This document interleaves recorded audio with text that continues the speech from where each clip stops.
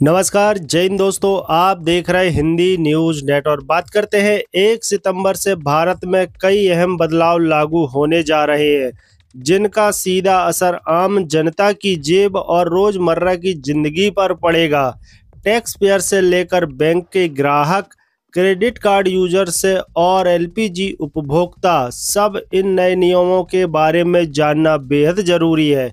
आइए विस्तार से जानते हैं 1 सितंबर से क्या क्या बदलने वाला। उससे पहले वीडियो को लाइक करके चैनल को सब्सक्राइब जरूर कर लें। सबसे पहला और बड़ा बदलाव, चांदी पर हॉल मार्किंग शुरू होगी। जी हाँ, सोने की तरह अब चांदी पर भी हॉल मार्किंग का नियम लागू हो गया है।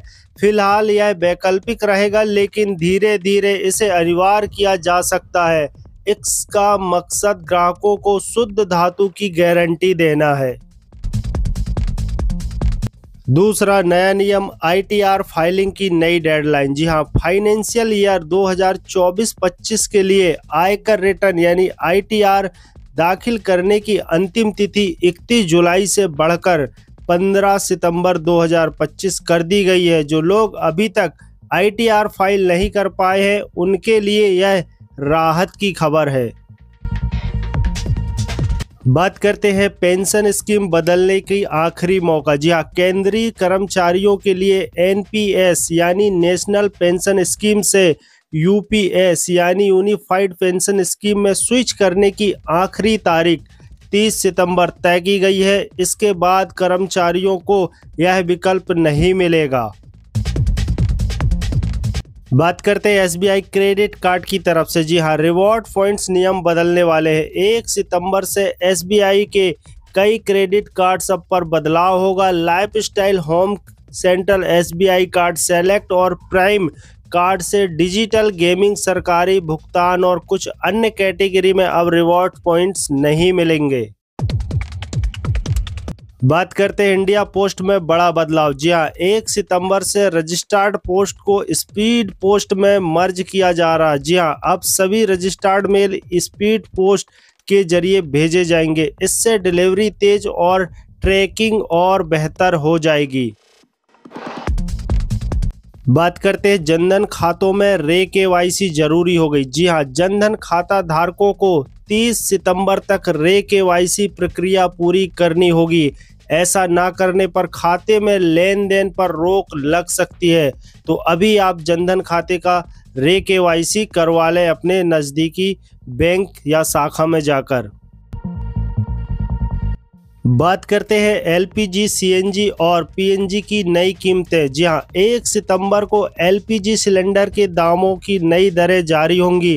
अंतर्राष्ट्रीय क्रूड ऑयल मार्केट में उतार चढ़ाव को देखते हुए कीमतों में कटौती या वृद्धि हो सकती है। इसी तरह सीएनजी और पीएनजी की दरों में भी बदलाव संभव है। बात करते हैं एटीएम और एफडी को लेकर। जी हाँ, बैंकों की नई गाइडलाइन के मुताबिक अब एटीएम से मुफ्त निकासी की सीमा पार करने पर अतिरिक्त शुल्क देना पड़ सकता है। जी हाँ, साथ ही फिक्स्ड डिपॉजिट यानी एफडी पर ब्याज दरों में कटौती की संभावना भी जताई जा रही है। चलिए, सबसे बड़ा बदलाव, जीएसटी दरों में सुधार की तैयारी। जी हाँ, जीएसटी परिषद 3-4 सितंबर को बैठक करेगी, जिसमें टैक्स स्लैब में बदलाव पर चर्चा होगी। यानी 5% और 12% स्लैब को मिलाकर नया ढांचा लागू किया जा सकता है। इसका सीधा असर आम उपभोक्ताओं की जेब पर होगा। बात करते हैं उत्तर प्रदेश की सड़क सुरक्षा नियम। जी हाँ, no helmet no fuel policy जारी। उत्तर प्रदेश में 1 सितंबर से एक नया नियम लागू होगा। अब बिना हेलमेट पहने टू व्हीलर चालकों को पेट्रोल पंप से ईंधन नहीं मिलेगा। सरकार का उद्देश्य सड़क सुरक्षा को मजबूत करना है। बता दें, इसके अलावा दिल्ली में 1 से 10 सितंबर तक राशन की दुकान पर आयुष्मान कार्ड और आयुष्मान वय वंदना कार्ड बनाए जाएंगे। कुछ जगहों पर स्वास्थ्य बीमा योजनाओं में कैशलेस ट्रीटमेंट की सुविधा भी समाप्त हो सकती है। साथियों, ये रहे 1 सितंबर के बड़े बदलाव। वीडियो को लाइक करके चैनल को सब्सक्राइब करके सपोर्ट जरूर दिखाएं। मैं आपसे मिलता हूँ अगली बड़ी अपडेट के साथ। जय हिंद, नमस्कार।